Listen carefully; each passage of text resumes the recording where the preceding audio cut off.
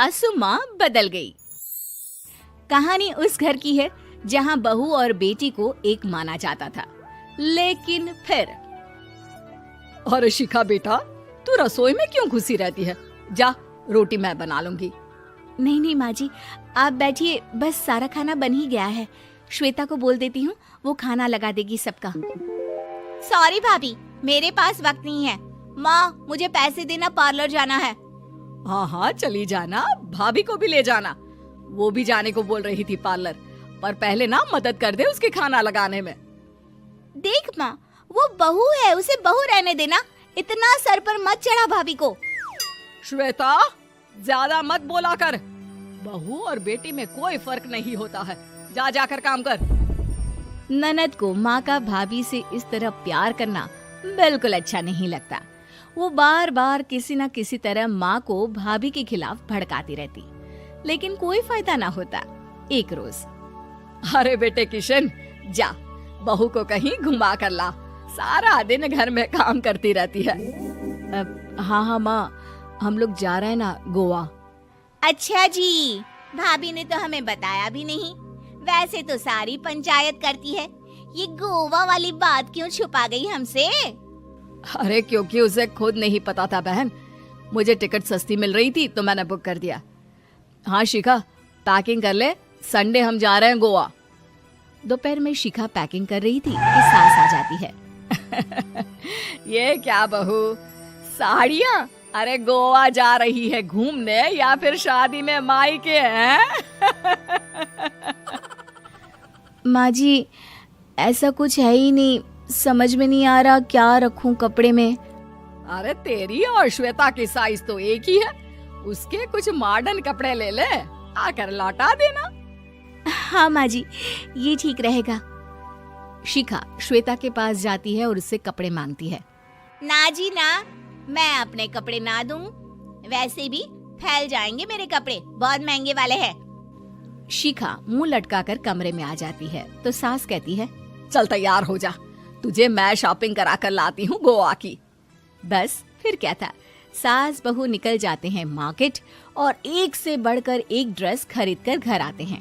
पहले बता देती कि नए कपड़े दिलाने वाली है भाभी को, तो मैं अपने ही दे देती ना भाभी को, मुझे दिला देती नए कपड़े। देख श्वेता, परिवार का मतलब सबके साथ रहना होता है, ना कि सिर्फ अपना सोचना। वैसे भी तुझे अच्छे संस्कार सीखने चाहिए। और रही बात कपड़ों की, तो शिखा, आज से घर पर भी तू मॉडर्न कपड़े ही पहनेगी। कोई जरूरत नहीं है ये साड़ी वाड़ी लपेटने की। अब क्या था, घर पर श्वेता और शिखा एक जैसे रहते। एक बार पड़ोसन आती है। अरे बेटा, अपनी माँ को तो बुलाना जरा, बात करनी है। शिखा सास को बताती है और रसोई में चली जाती है। ये आपकी बेटी बहुत बड़ी हो गई है, इसके लिए एक रिश्ता है, कहो तो बता दूं। ये बेटी नहीं बहू है, घर में सब एक जैसा ही रहता है। वैसे मेरी बेटी भी बड़ी हो गई है, कोई रिश्ता हो तो जरूर बताना। पड़ोसन रिश्ता लेकर उन लोगों के घर आती है। तब श्वेता की होने वाली सास कहती है, तो ये घर है, कितने मंजिल का है? और ये बहू ने आपकी क्या पहन रखा है, जीन्स टॉप? अरे भाई, साड़ी वाड़ी नहीं है क्या इसके पास? देखिए, सर्दी है तो साड़ी में बहू कैसे मैनेज करती, वैसे पहनती है साड़ी भी। देखिए, हम लोग ठहरे पैसे वाले लोग, कोई कमी नहीं है हम लोगों के पास पैसों की, बहुत पैसे हैं, जमीन, नौकर चाकर, कार, सब कुछ है, लेकिन घर में संस्कारी बहू चाहिए। समझ रही हैं ना आप? सास कुछ कहती कि श्वेता बोल पड़ती है, हाय रे, नौकर चाकर से लेकर जमीन, कार, पैसा, हाँ, मुझे रिश्ता मंजूर है मुझे। अरे रुक जा श्वेता, मैं बात कर रही हूँ ना।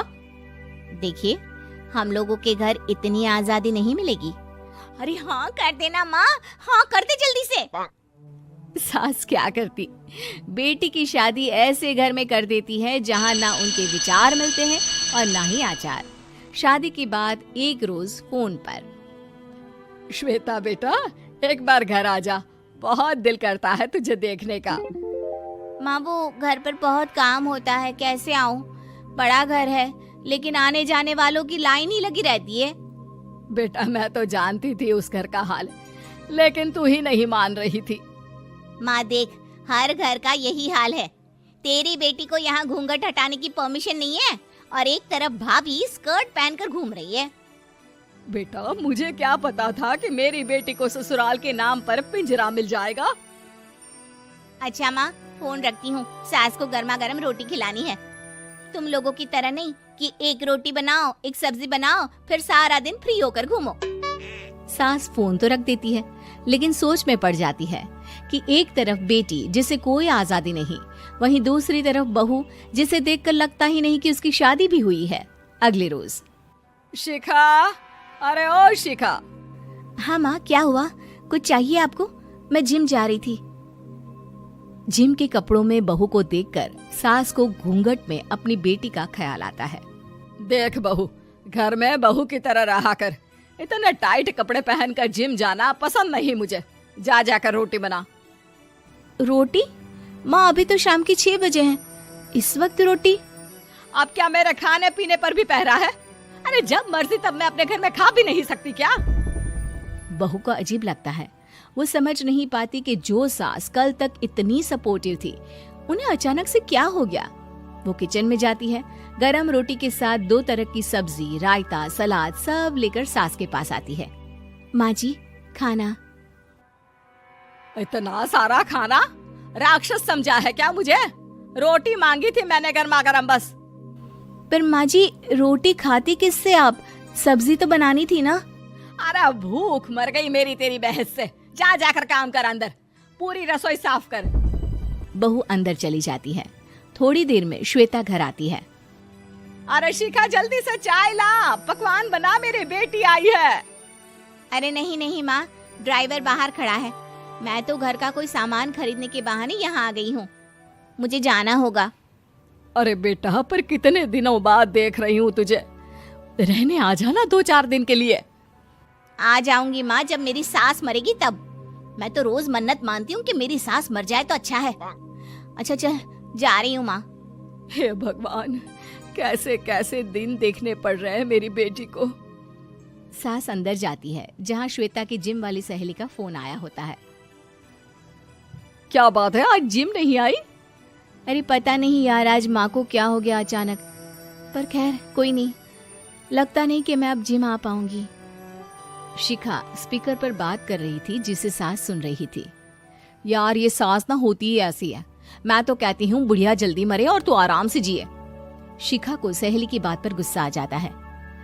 माँ के मरने की कौन सा बच्चा दुआ मांगता है मोहिनी? आगे से ऐसी बात मेरे सामने मत करना। हमारे घर की शोभा ही माँ है। क्या हुआ जो थोड़ी सख्ती दिखा रही है? उसमें भी कोई ना कोई उनकी भलाई ही होगी। मैं तो कहती हूँ भगवान मेरे जैसी सास सबको दे, जो सिर्फ माँ की तरह है। सास वाली तो कोई बात ही नहीं है उनमें। सास ये बात सुन रही थी। उनकी आंख में आंसू आ जाते हैं कि क्यों वो बेटी की किस्मत में बहू को भी भागीदार बना रही थी। शिखा, अरे ओ शिखा, क्या हो गया? जिम नहीं जाना क्या?